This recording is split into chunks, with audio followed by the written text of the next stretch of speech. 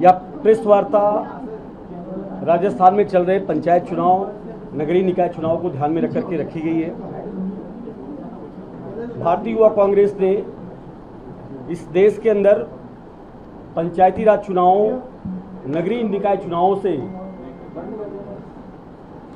अधिक युवाओं को जोड़ने के लिए, प्रतिभाग करने के लिए एक नए इनिशिएटिव की शुरुआत की है, जिसका नाम पंचायत टास्क फोर्स रखा गया है। पंचायत टास्क फोर्स इस पूरे प्रदेश सहित पूरे देश के अंदर जहां पे भी पंचायती राज के चुनाव होंगे, नगरीय निकाय के चुनाव होंगे, वहां से युवाओं को अधिक से अधिक प्रतिभाग करने के लिए मोटिवेट करने का काम करेगी। ऐसे लोग जो संगठन में नहीं हैं लेकिन संविधान को मानने वाले हैं, कांग्रेस को मानने वाले हैं, कांग्रेस की विचारधारा में भरोसा रखने वाले हैं, ऐसे 39 साल से कम आयु के नौजवानों को आइडेंटिफाई करने का काम, उनको ट्रेंड करने का काम, चुनाव लड़ाने में मदद करने का काम, ये काम पंचायत टास्क फोर्स पूरे देश में करेगी, जिसकी शुरुआत हम राजस्थान से कर रहे हैं। पंचायत टास्क फोर्स राजस्थान के सभी जो संगठन के हिसाब से 50 जिले हैं, उन सभी जिलों में पंचायत टास्क फोर्स के एक एक राष्ट्रीय समन्वयक पहले ही पहुंच चुके हैं। जिले स्तर पे पहुंच के वहां के डीसीसी, बीसीसी, लोकल प्रतिनिधित्व जो भी है, उनके साथ समन्वय स्थापित करके ब्लॉक ब्लॉक, पंचायत जाने की कोशिश कर रहे हैं कि कोई भी ऐसा नौजवान जिसमें क्षमता हो नेतृत्व करने की, संविधान को मानने वाला हो, वो व्यक्ति किसी कारण से हमसे छूट ना जाए। क्योंकि अमूमन संगठन में तो लोग जो हैं उनको रास्ता मिल जाता है, वो संगठन में पहुंच के टिकट की दावेदारी भी करते हैं, चुनाव भी लड़ते हैं, लेकिन बहुत सारे ऐसे लोग छूट जाते हैं इस पंचायती राज चुनाव की प्रक्रिया में, लोकल बॉडी चुनाव की प्रक्रिया में, जिनके पास कोई माध्यम नहीं होता कि वो संगठन से जुड़ करके संगठन के साथ आवेदन करें, संगठन से टिकट की मांग करें और चुनाव लड़ें। एक बहुत बड़ी संख्या में हर 5 साल में इस देश के अंदर इन चुनाव के माध्यम से अच्छे नेतृत्व निकलते हैं। उन नौजवान नेतृत्व को अपने साथ जोड़ने का काम, चुनाव लड़ाने का काम पंचायत टास्क फोर्स अगले कुछ दिनों यहीं रह के करेगी। उसमें हमारे साथ जो साथी इस पूरे पंचायत टास्क फोर्स के कार्यक्रम को देखने के लिए नेशनल की तरफ से लगाए गए हैं। मेरा नाम शेष नारायण ओझा है, राष्ट्रीय महासचिव हूँ यूथ कांग्रेस का। हमारे साथ में मोहम्मद शाहिद जी, जो पहले पूर्व में भी यहाँ के राजस्थान के इंचार्ज रह चुके हैं, राष्ट्रीय महासचिव हैं। प्रियंका सनाब जी, जो राष्ट्रीय सचिव हैं। इस पूरे काम को हम यहाँ पर रह के देखेंगे। पुनीत पारिया जी भी यहाँ पर पहुँचेंगे, जो राष्ट्रीय सचिव हैं। हम सारे लोग चुनाव के आखिरी दिन तक राजस्थान में हैं। हम खुद जिले जिले जा रहे हैं, समन्वय बनाने की कोशिश कर रहे हैं, और जो भी नाम निकल करके आएंगे उन नामों को आदरणीय प्रदेश अध्यक्ष जी के माध्यम से सभी जिलों के पदाधिकारियों से समन्वय स्थापित करते हुए आप तक भेजने का काम करेंगे। डेडलाइन तय करिए आपने, कब शुरू होगा, कितने दिन, महीने, दिन का तय कराया, अभियान चलेगा स्टेट में लगातार चुनाव के आखिरी दिवस तक? क्योंकि पंचायत की लॉटरी पहले होनी थी, वो टल गई है 1 महीने के लिए, तो अभी निकाय के चुनाव हैं, निकाय के चुनाव अभी चल रहे हैं, इसलिए वहीं पर हमारी प्रक्रिया वहाँ पर भी साथ at the same time start हो चुकी है। जब तक चुनाव यहाँ संपन्न नहीं होते तब तक हम लोग यहाँ पर हैं। उनको निकालने का, आइडेंटिफाई करने का काम करने के लिए हमारी टीम ऑलरेडी ग्राउंड पे है। कोई बात? 2 दिन पहले आप ही द्वारा प्रेस कॉन्फ्रेंस की गई थी कि हमारे साथ ओबीसी में आरक्षण होने की ऐसा हुआ, उस मुद्दे पे फिर आप शांत नहीं हुए। आज हमने कोर्ट में रिट पिटीशन फाइल कर दी है कांग्रेस की तरफ से, और कल भी हमने बोला था, परसों भी बोला था, मेरे में, जुलीमी जी में जितना दम है उतना बोल रहे हैं, हमारे सब नेता भी बोल रहे हैं, और हम 1-2 दिन में बड़ी एक बैठक भी तमाम राजस्थान के नेताओं की करने जा रहे हैं।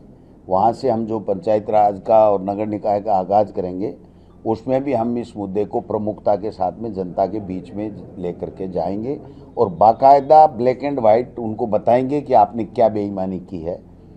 नगर निगम में 11 में से 10 में कोई SC/ST नहीं, ये पहली बार हुआ है, इतिहास में पहली बार हुआ है, जब से ये अनिवार्य चुनाव 73वां और 74वां संविधान संशोधन के बाद में हुआ है। आप बताइए, इतनी बेईमानी SC ST के साथ में कैसे स्वीकार कर सकता है कोई? OBC को भी वहीं रख दिया, OBC का और SC ST का, तो SC ST का पहले मिले और उसके बाद में OBC का मिले, और वो 50% की सीमा से बाहर नहीं हो। यहाँ तक आज की तारीख में कानून है, सुप्रीम कोर्ट का फैसला हमें मंजूर है, लेकिन आपने तो OBC खुद मान रहे हैं 52% है, ये 46 मान रहे हैं, कहीं 62 है, कहीं 70 है, कहीं 72 है, लेकिन उन जिलों में OBC को आरक्षण दिया गया 33%, 32%, 40 से ऊपर कहीं नहीं है। टोटल जो आरक्षण 21% मिलता था वो भी 19 के लगभग नगर निकाय में कर दिया गया है, पंचायत चुनाव में भी उसको कम कर दिया गया है। तो ये राजस्थान की जनता देख रही है और ये स्वीकार नहीं करेगी इस बात को, और इनको पता लग जाएगा कि हमने जो बेईमानी की है इसका जनता ने जवाब दे दिया।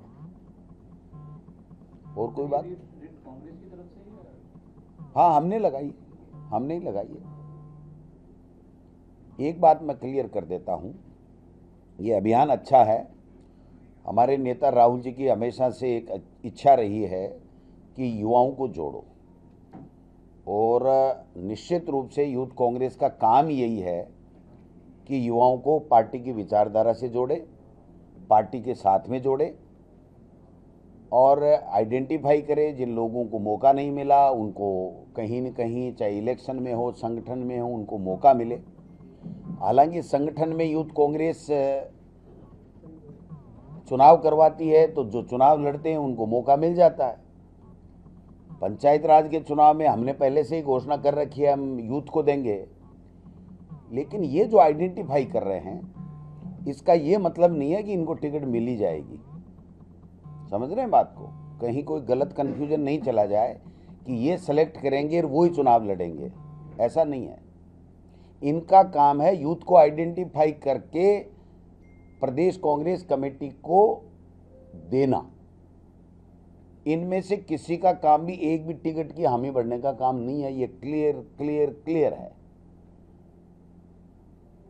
समझ रहे हैं आप बात को? आइडेंटिफाई करके उनको मोटिवेट करना कि कांग्रेस से जुड़ो, कांग्रेस में तुम्हारा भविष्य है, कांग्रेस की विचारधारा देश को आगे ले जाएगी। ये जो बीजेपी की विचारधारा, RSS की विचारधारा है, ये देश को बांटने का काम कर रही है, लोकतंत्र को कमजोर कर रही है, संविधान को कमजोर कर रही है। ये बात सब यूथ बूथ तक पहुंचाने की बात है। और उनमें से जो आवेदन करेंगे, बिना आवेदन हम एक भी व्यक्ति का स्वीकार नहीं करेंगे, क्योंकि जो कांग्रेस में आवेदन ही करने में हिचकिचा रहा है उसको कांग्रेस टिकट क्यों दे? कल एक दिन के अंदर 750 लोगों ने आवेदन किया है, तो कम से कम उसकी विचारधारा का पता तो चले कि भाई मेरी ये जानकारी है, मैं ये फॉर्म भर रहा हूं और मैं दावेदार हूं। उसके बाद में सिलेक्शन, टिकट का सिलेक्शन का जो प्रोसेस बना हुआ है कांग्रेस में, वो ही सिलेक्शन रहेगा। कल गहलोत साहब ने भी कहा, मैंने भी कहा, जूली साहब भी कह रहे हैं, रंधावा साहब ने कहा, किसी की सिफारिश से कोई टिकट ना मिले, जिसका जो हक है वो मिले, और 50% से ज़्यादा युवाओं को टिकट मिले, और सब कम्युनिटी को उसका लड़ने का अधिकार मिले और उनको मौका मिले। ये हमारा फोकस है, क्योंकि ये प्रोग्राम अच्छा है, बट ये चुनाव के दौरान आया है, और चुनाव के संपन्न हो गए, आखिरी दिन तक चलेगा, और चुनाव की शुरू में हो गया, तो एक परसेप्शन ये जो नहीं चला जाए कि ये जो लोग युवा इनसे संपर्क करेंगे वही टिकट के पात्र होंगे और उन्हीं को टिकट मिलेगी। ये नहीं है। इनका मकसद ये है कि युवाओं को कांग्रेस से जोड़ना। अगर कोई चुनाव लड़ने वाला है तो प्रदेश कांग्रेस कमेटी में आवेदन कर करके, और वहाँ ब्लॉक अध्यक्ष में और जिला अध्यक्ष को, और उनसे जा करके ये कहे कि साहब मेरा हक बनता है। मैं, आप समझ रहे हो मेरी बात को? कल को इसको कोई अदरवाइज अर्थ नहीं लगा ले और कहीं कोई बदनामी नहीं हो जाए पार्टी की, इसलिए मेरा धर्म बनता है, मैं बात कह रहा हूँ।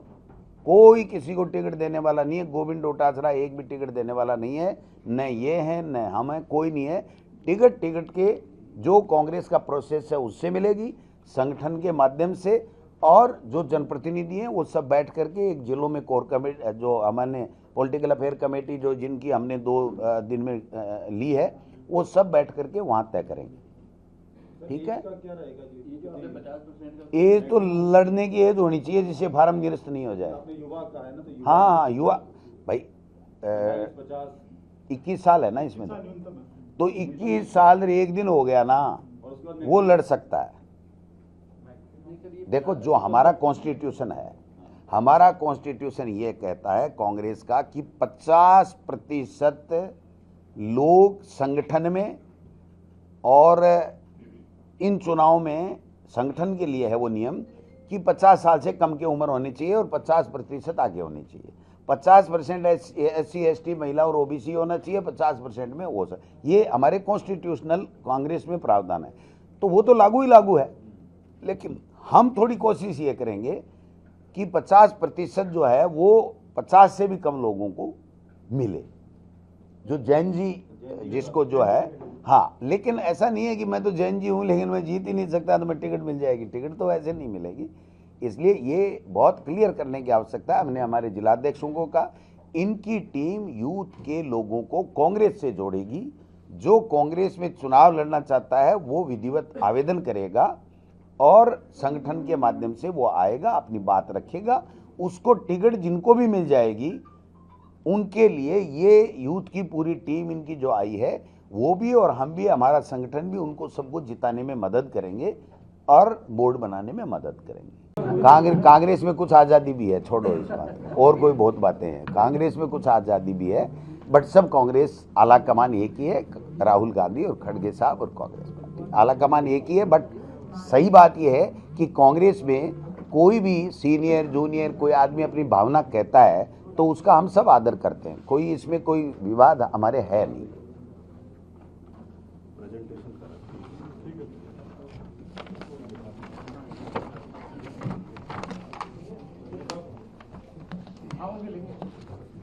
वो भी चला दे रहे QR कोड वाली साथ साथ चलती जाएगी। एक ही इनको पैसा मैं पंचायत टास्क फोर्स वाला भी मंगाया तो ये लोग रखा हाँ ले आओ ये पे रोक रखा है, वो भी ले आओ, थोड़ा सा लगाओ हाथ लगाओ बस। नमस्कार, राजस्थान प्रदेश कांग्रेस कमेटी द्वारा जारी इस वीडियो में आपका स्वागत है।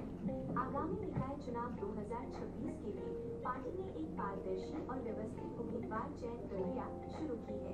इस वीडियो में हम आपको बताएंगे कि आप घर बैठे अपने मोबाइल या कंप्यूटर के माध्यम से पार्षद पद के लिए उम्मीदवार आवेदन फॉर्म कैसे भर सकते हैं।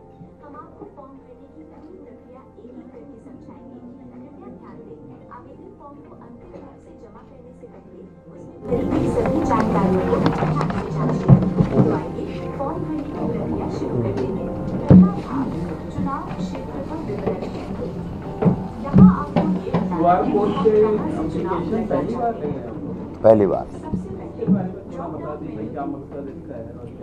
देखिए, मकसद ये है कि पहला मकसद तो ये है कि जिस व्यक्ति का भी मन कर रहा है और वो विचारधारा से कांग्रेस के साथ जुड़ना चाहता है तो और अपना भाग्य जनप्रतिनिधि के रूप में आजमाना चाहता है तो उसको एक मौका मिलना चाहिए। और उसको किसी के पास ऐसा कहने की जरूरत नहीं है कि ये मेरा था, तेरा था, मैं इसके पक्ष का था, नहीं था। वो कांग्रेस की विचारधारा में सहमत होना चाहिए, खड़गे साहब और राहुल गांधी के साथ में खड़ा होना चाहिए। वो मेरे पक्ष का है कि नहीं है, जूली जी के पक्ष का है कि नहीं है, किसी तीसरे के पक्ष का नहीं, इससे कोई फर्क नहीं पड़े। उनको सबको एक मौका मिले, एक प्लेटफार्म मिले, नंबर 1। नंबर 2, हमारी कमेटी को ये चयन करने में आसानी हो जाएगी, जो कमेटियां चयन करेंगी, क्योंकि उसमें बाकायदा वोटर लिस्ट का क्रमांक भी है, वोटर ID बात है। कई बार क्या होता है कि फार्म इसलिए कैंसिल हो जाता है कि वोटर ID कार्ड ही नहीं, वोटर इपिक नंबर ही गलत हो जाते हैं, उसका वोटर लिस्ट में नाम है कि नहीं पहले ही कंफर्म हो जाएगा। दूसरी बात, ऑफलाइन भरता है तो आदमी क्या होता है कि गलत भी भर देता है कि मैं तो 40 का ही हूँ और होता 72 का है, तो हम तो 72 का मान करके चल रहे हैं, वो 40 का निकले, या 40 का है वो तो ज़्यादा का लिख देता है। दूसरी बात, कई लोगों ने इंडिपेंडेंट चुनाव लड़ लिया, कि कांग्रेस का लड़ लिया, कोई हार गया, कोई जीत गया, उनका सबका विवरण आ जाएगा, तो एक उनमें से स्क्रूटनी करने में और जिताऊ और टिकाऊ आदमी का उम्मीदवार हो, इसमें चयन में आसानी हो जाएगी। और पार्टी को ये भी पता लग जाएगा कि कौन कहाँ से कितने लोग आवेदन कर रहे हैं, कौन कितने इच्छुक हैं, कहाँ से बिल्कुल ही नहीं कर रहे हैं। इसका मतलब हम वहाँ पे कमज़ोर हैं, या हमारा जहाँ काम कर रही है वो टीम हमारे संगठन की कमज़ोर है, या वहाँ का जनप्रतिनिधि का जो चुनाव लड़ा वो काम नहीं कर रहा है। तो कम से कम हमें उसको वॉच करके फिर उसको मजबूत करने में तो आसानी हो जाएगी ना। मान लीजिए किसी नगर पालिका में कोई आवेदन ही नहीं कर रहा है, 10-5 ही कर रहे हैं, तो हमें पता लग जाएगा ना। हैं कई ऐसी नगर पालिकाएं जो कांग्रेस का बोर्ड बना देती हैं लेकिन पार्षदों में टिकट नहीं लेती। भरतपुर साइड में कई कुछ लोग हैं। तो हमें पता तो रहना चाहिए, कम से कम एक मैपिंग भी हो जाएगी कि कांग्रेस पार्टी के कितने युवा, कितने किस उम्र के महिलाएं, बच्चियां, कौन उम्मीदवारी करना चाहता है, कौन लड़ना चाहता है। फिर हमें आसान हो जाएगा कि टिकट एक को मिलती है, 50 ने किया तो उन 40 को हम अप्रोच करके कांग्रेस के लिए काम करने के लिए तैयार कर सकें, उनको मोटिवेट कर सकें। तो बहुत फायदे हैं साहब, डाटा का तो सारा ही फायदा है। डाटा ही तो है आज की तारीख में, और है क्या बताओ आप। कंपलसरी है सबको ऑनलाइन ही आवेदन। भाई अगर किसी ने ऑफलाइन भर भी दिया तो हम ऑनलाइन कर लेंगे, हमारी टीम कर लेगी। ऐसा नहीं है कि ऑनलाइन नहीं भरा तो फिर वो तो वंचित ही हो गए, ऐसा नहीं है इसका मतलब है मैक्सिमम वो ऑनलाइन भरे, और फिर भी कोई बात है तो ब्लॉक अध्यक्ष ले लेगा, जिला अध्यक्ष ले लेगा, वो हम तक भेज देगा, हमारा ऑब्जर्वर जाएगा, उसको दे देगा, हम उसको ऑनलाइन कर देंगे। 2-4 पत्रकार भी इच्छुक हैं अपने वीडियो को लगाने के लिए। खुद से लड़ाने के लिए या चुनाव लड़ाने के लिए? हाँ, तो वो पहले काम में तो मदद कर नहीं पाऊंगा आपस में लड़ाने वाले में। चुनाव लड़ना चाहते हैं, हमारी टीम कहेगी कि ये कांग्रेस पार्टी के लिए काम करना चाहता है तो उसको मौका मिलेगा। नहीं हो तो जनता से जुड़े हुए तो प्रक्रिया में तो आएंगे नहीं। नहीं, क्यों नहीं आएंगे, भर दो ना, आप ही भर दो। आप ही वो जो आपकी ट्रांसपेरेंसी उसमें कहा है कि हम तो कांग्रेस में रहे ही नहीं कभी। नहीं, अब रहूंगा ये लिख दे तो भी मैं तो मान लूंगा। ठीक है। अब भाई कल क्या था, आज कह रहा है मैं घोषणा करता हूं मैं कांग्रेस का सच्चा सिपाही होकर काम करूंगा, मुझे दे तो ठीक है, ना दे तो ठीक है। अगर ये बात कह रहा है तो अच्छी बात है ना, फिर तो उसमें कंसीडर तो फिर टीम करेगी ना, एक व्यक्ति नहीं करेगा ना। ये पहली बार एक गुड हुआ है, गुड। पक्षपात और परिवारवाद भी कम होगा। है ही नहीं कांग्रेस में, पक्षपात है नहीं कांग्रेस में, परिवारवाद है नहीं। जो जिस परिवार में जो योग्य है, काम करता है फील्ड में, वो चुनाव लड़ते हैं। बीजेपी में भी लड़ते हैं, कांग्रेस में भी लड़ते हैं। बस हमारे यहाँ पर्ची नहीं निकलती, यहाँ हैं उसको ये काला कानून है, लेकिन आप नहीं बोल रहे हो, आपको रोका गया ज्यादा, हमसे ज्यादा आपके ऊपर सेंसरशिप लगाई गई है। लेकिन मैं जूली साहब से पार्टी के प्रदेश अध्यक्ष के नाते आग्रह करूंगा कि जूली साहब इस पे संज्ञान लिया जाए, और राजस्थान की विधानसभा में हम आपके साथ में हैं। अगर आप इस मुद्दे को उठाएंगे तो हम ईंट से ईंट बजा देंगे। वो डायलॉग यही है ना, ईंट से ईंट बजा। इसमें इम्पोर्टेंट ये है कि अगर कोई पाया जाएगा तो उसके ऊपर जेजे एक्ट लगाया जाएगा, पॉक्सो लगाया जाएगा। वो तो मदन दिलावर पे ही लगेगा सबसे पहले तो रोजाना टॉयलेट वही चेक करने जाता है स्कूल में बिना विजिटर रजिस्टर के। तो ये तो बावड़े तो बोलो गेली भाई राम राम, बोलो बेहतर मेरो नाम क्यों कौन बतायो, बोलो थारा लखनी बता दिया, तो भी का लखनी बता दिया कि इस तरीके का आदेश काटा गो। सर, आम लोगों को मीडिया को तो स्कूल में जाने से रोक दिया गया, आम लोगों के लिए शायद रोक नहीं है, जनप्रतिनिधि तो जा सकते हैं क्योंकि आप चुनाव जीत के आए हैं, आपको स्कूल ठीक भी करानी है। क्या आपके एमएलए लोग जाएंगे स्कूलों में, जर्जर स्कूल की हालत दिखाने की कोशिश करेंगे? हम जनता के चुने हुए जनप्रतिनिधि हैं, इनके गुलाम नहीं हैं। 100% जाएंगे, और हमें जाने से कोई रोक भी नहीं सकता। रोक के दिखा दे तो बता देंगे कि कैसे रोका जाता है। आप कहो तो आज ही चले, एक दो दिन है, क्या हो गया? हाल बहुत मुद्दा पड़ा है, हैं? कल से विधानसभा का सेशन भी शुरू हो रहा है, ये आज आचार संहिता लगने की बात आ रही है, लगभग तय है। क्या ये जो कानून जो बिल आएंगे ये लीगल होंगे या क्या इन यूसीसी वाला रखा जाएगा, नहीं रखा जाएगा, विरोध होगा, क्या होगा? देखिए ये तो यही बताएंगे कि कौन कौन से बिल लेके आते हैं, क्योंकि बीएससी जो है कल बुलाई जाएगी और उसके बाद ये तय होगा कि क्या क्या ये बिजनेस लेके आते हैं। बिजनेस लेके आने का इनका अधिकार है, आचार संहिता, डेमोक्रेसी, संविधान, ये सारी चीजें बीजेपी के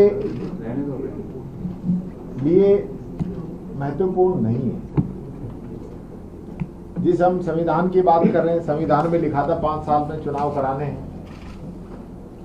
कोर्ट में भी हम ही गए, हमने ही कोर्ट के अंदर लड़ाई लड़ी, कांग्रेस के लोगों ने, और कोर्ट ने भी इनको 2-2 बार फटकार लगाई, तब जाके चुनाव पे एग्री हुए। रही बात आचार संहिता की, चलते चुनाव के अंदर भारतीय जनता पार्टी अपने उम्मीदवार को मंत्री की शपथ दिला दे तो फिर आचार संहिता कहाँ रहेगी? ये तो नगर निकाय पंचायत राज के चुनाव है। एमएलए के चुनाव के अंदर उपचुनाव जो हो रहा था, वहां पे जो चुनाव डिले हुआ, उसमें टीटी साहब को इन्होंने चलते चुनाव में कैंडिडेट को मंत्री की शपथ दिला दी थी, और एक ऐसे मंत्री बना दिए जो ज्वाइन नहीं कर पाए और डिपार्टमेंट नहीं संभाल पाए, उनकी विदाई उससे पहले ही तय हो गई। तो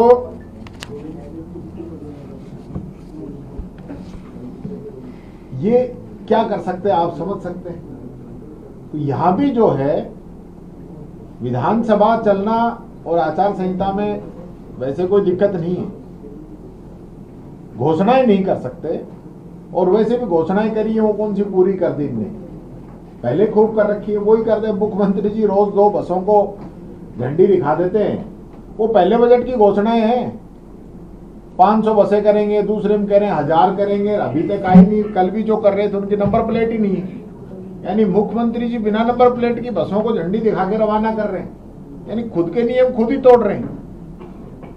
विधानसभा की गरिमा होती है, और मैं फिर कहना चाहता हूं, विधानसभा के अंदर जो इनके मंत्रियों ने घोषणा की है, जो मंत्रियों ने आश्वासन दिए हैं, वो भी यूं के यूं पड़े हैं, वेबसाइट से और हटा दिए। आश्वासन जो कि वेबसाइट पे रहते हैं, कोई भी चेक कर सकता है, जो मंत्रियों ने आश्वासन दिए वो वेबसाइट से हटा दिए। ऐसे लोग हैं ये, तो इनके लिए आचार संहिता वो कोई मायने नहीं रखते।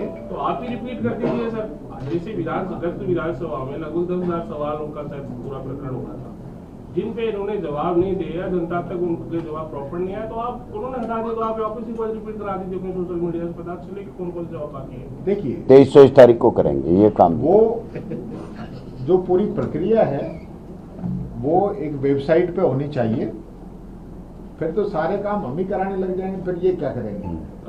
जो इनको काम करना है, अब विपक्ष को तुम तेल निकालोगा के विपक्ष जितनी मजबूती के साथ इस सरकार को घुटनों पे तो टिका रखा, और क्या चाहिए?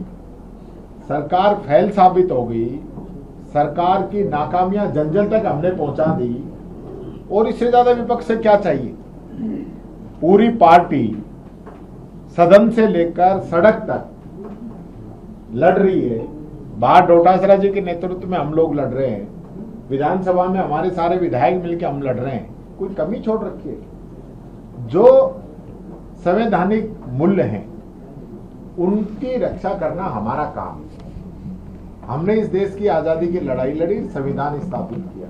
इन लोगों की तरह नहीं है कि वोट चोरी करें, कभी SIR कर लेके आए, कभी वोट चोरी करें। अब तो चुने हुए लोगों को उठा के ले जाने लग गए, MP MLA ही तोड़ रहे हैं, चुनी हुई सरकारों को गिरा रहे हैं। वो हमारा काम नहीं है, ये बीजेपी का काम है। बच्चों के साथ जो ये लोग कर रहे हैं, छात्रों के साथ जो ये लोग कर रहे हैं, नामांकन लगातार गिरता जा रहा है, टीचर्स की भर्तियां ये लोग नहीं कर रहे हैं, विद्यालयों की स्थिति ये नहीं सुधार रहे हैं, ये जो काला कानून लेके आए हैं, इन सब के खिलाफ हम प्रदर्शन करेंगे।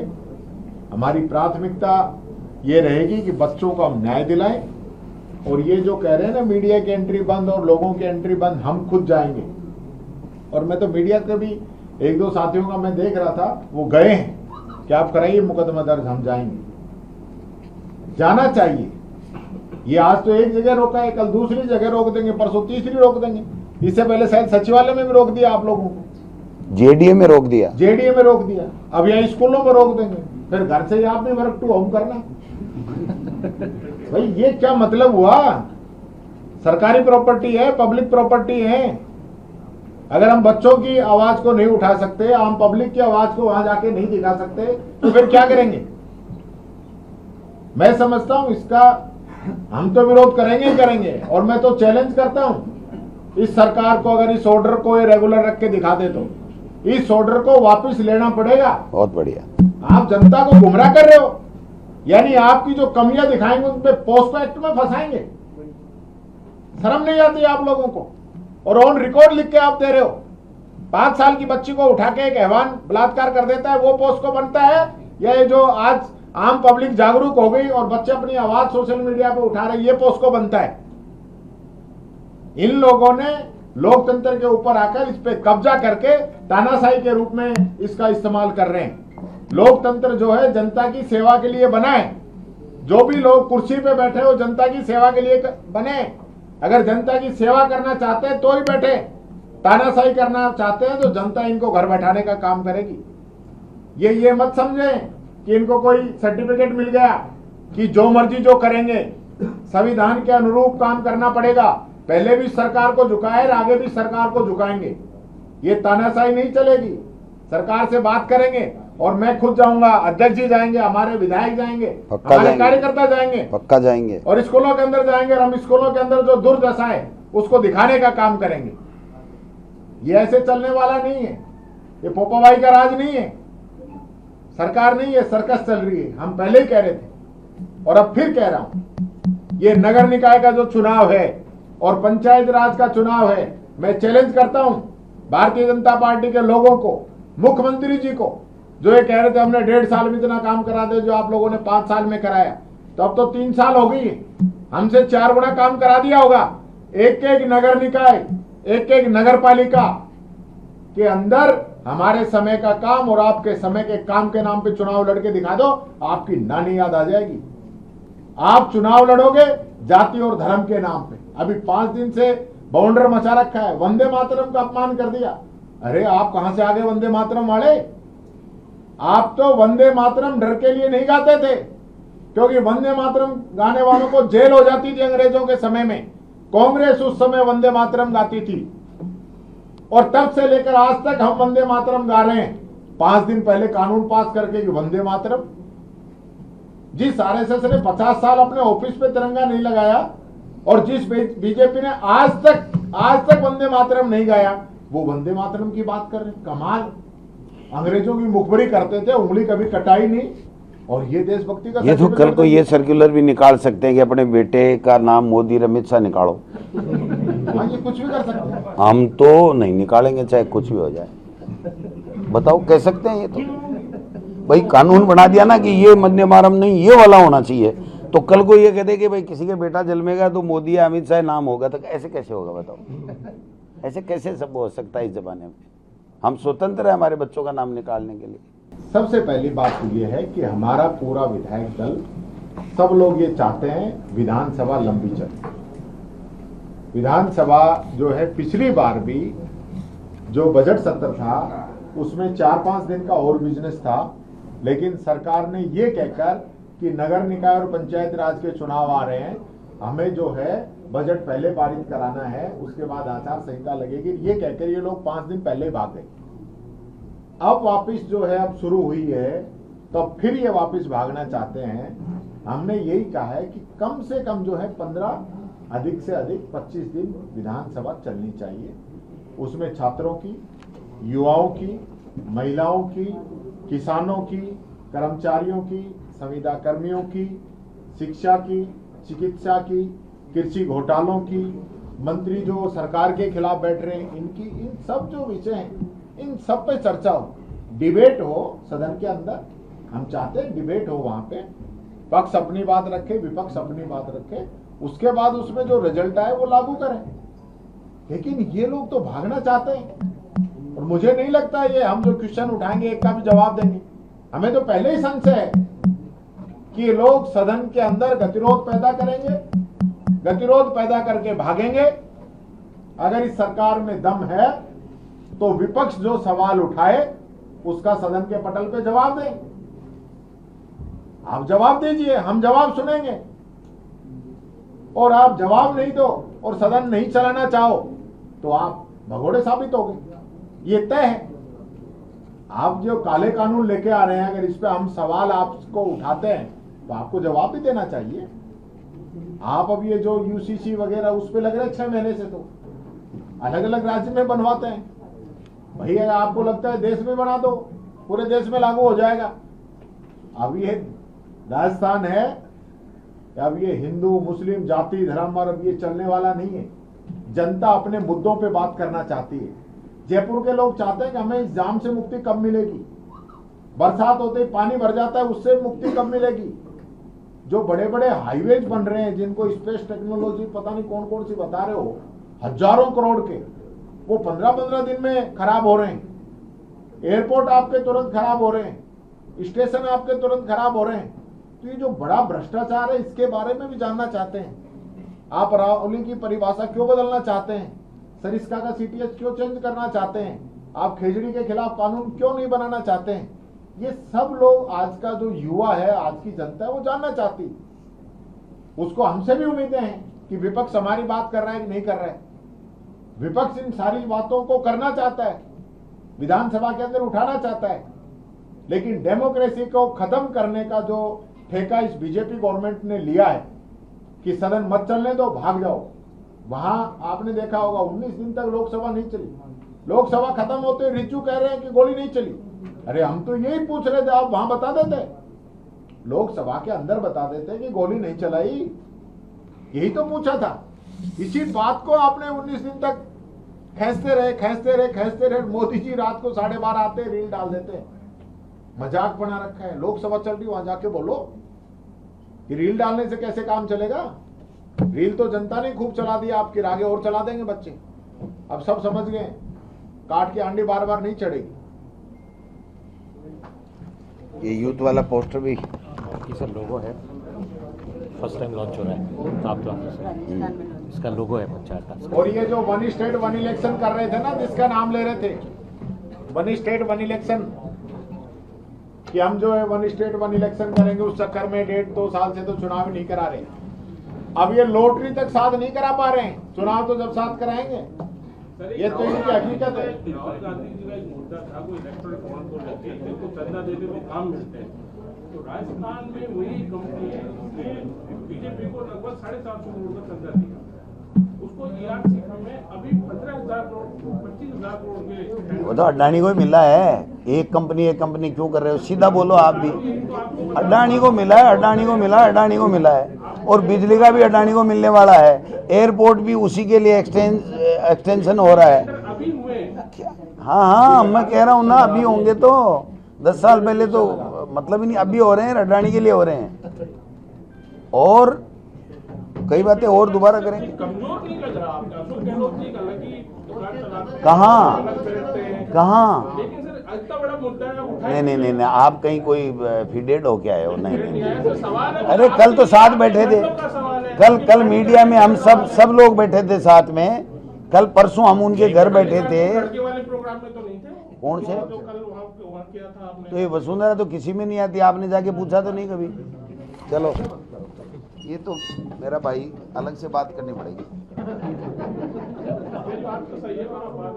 कोई सही नहीं है आपकी बात में, कोई दम नहीं है, हम सब एक हैं।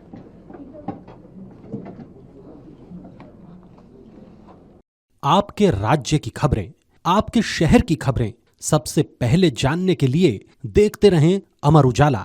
चैनल को सब्सक्राइब जरूर कर लें और पाएं हर अपडेट।